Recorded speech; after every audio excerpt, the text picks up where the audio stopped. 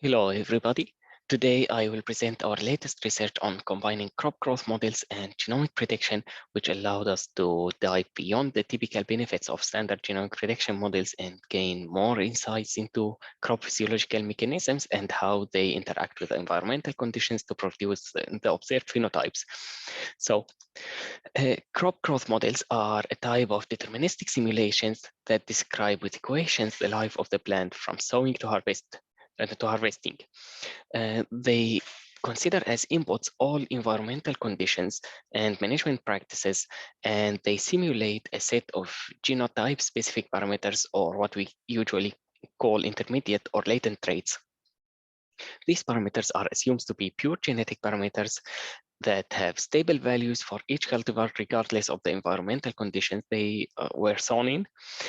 But they interact with these environmental conditions through the model's equations to produce the final observed phenotypes such as grain yield or protein.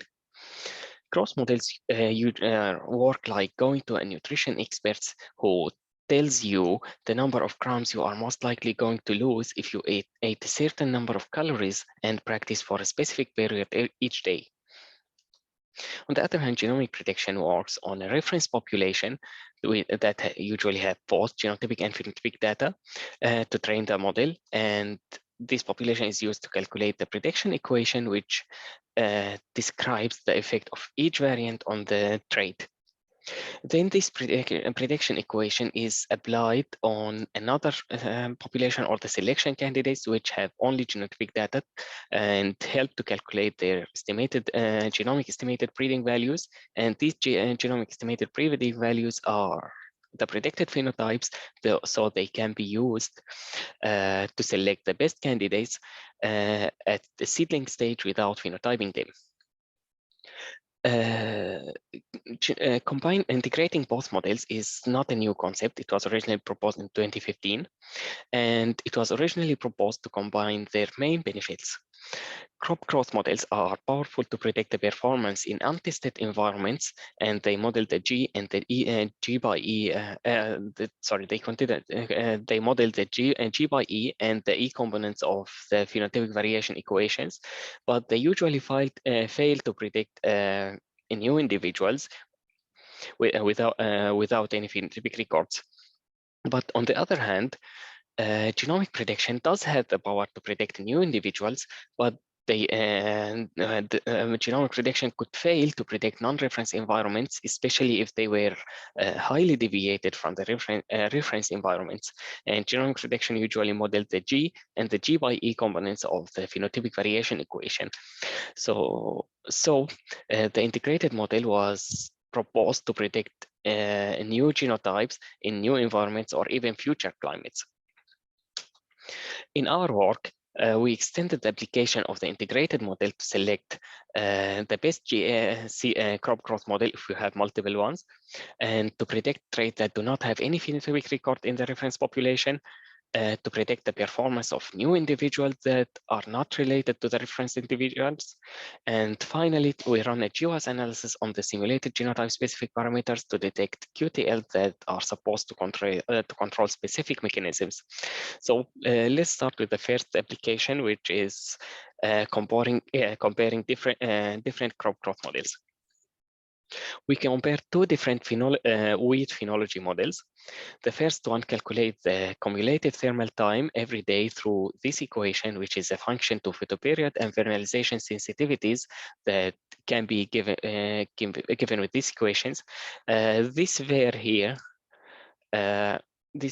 is would get a value of 1 if the average daily temperature range between 2 and 9, and its value just reduced linearly to 0 after 6 Celsius degrees each tide. Heading date is simulated with the cumulative thermal time reach this thermal the parameter thermal time to heading. The second model is similar to the first one, but it has an extra parameter, which is thermal time to maturity.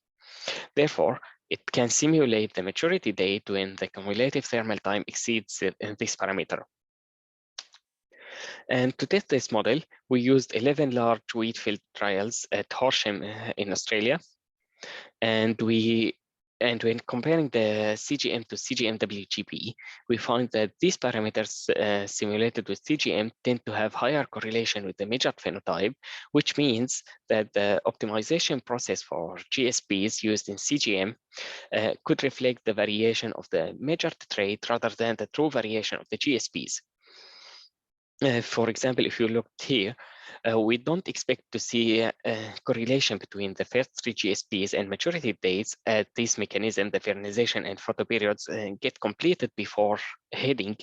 So they should be independent from grain filling periods and maturity phase, from grain filling and maturity phases and developmental phases, which is what we obviously get with CGM-WGB, but not with CGM. The simulated GSPs with CGM also had low heritabilities compared to the ones simulated with CGM-WGB, and this is more obvious in Model 2, which has large number of parameters. However, these CGM heritabilities could be an artifact due to the high correlation with measured phenotypes in the that I presented in the previous slide.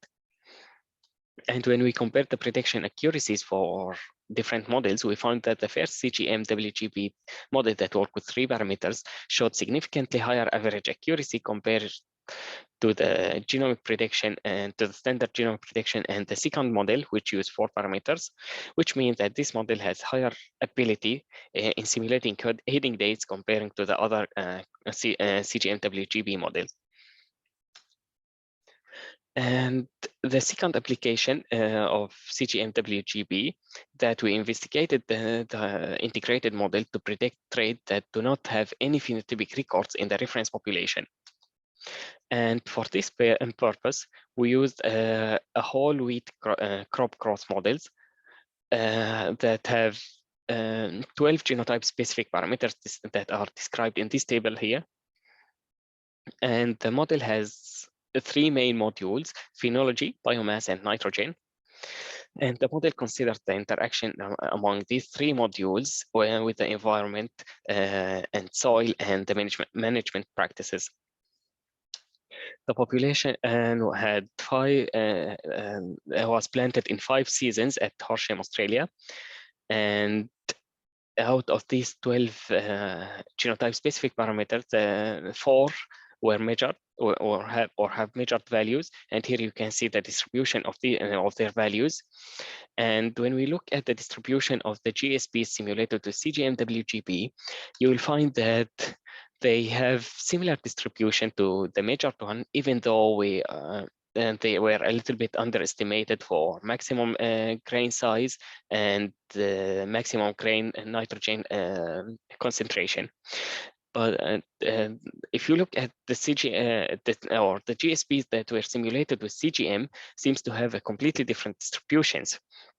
And there is another point, or another important point here, is that we are not expecting to see just high vernalization and photoperiod sensitivities on this population, because we are dealing with spring wheat. So these results, as you can see, agree with the CGM-WGB results, but not with the CGM only results. And also the GSPs showed some level of or some correlation patterns, and they generally have high heritability if you just look at the top number on the diagonal, highlighted in yellow here. But on the other hand, the GSP simulated with CGM had a very low heritability with a maximum of 0.17. And if you look, and this is the value, these values are on the lower value on the diagonal.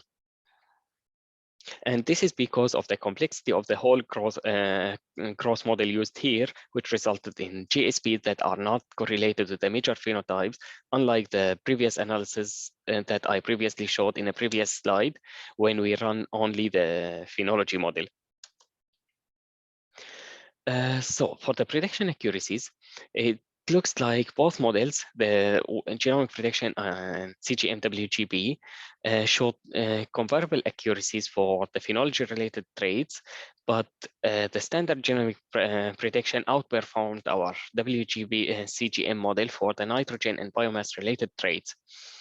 But even though the advancement of CGMWGB is that it allowed us to predict the major traits even when they were not used to calibrate the model, or in other words, we assume that the reference population doesn't have any phenotypic records for each one of them. Which means we masked them. So the masked analysis showed comparable accuracies to the full analysis that used all major phenotypes when masking the maturity date and grain number or yield, but the accuracy was significantly reduced when masking heading or protein, as you can see the highlighted values here. And this is not surprising for us because maturity happens at the end of the life cycle of the plant, so it will not be informative to calibrate intermediate developmental phases such as heading. And also protein was the only trait that described the nitrogen module. So without it, this module will not be calibrated. So what we believe is that a single measure trait per module could be enough to calibrate the CGMWGB model.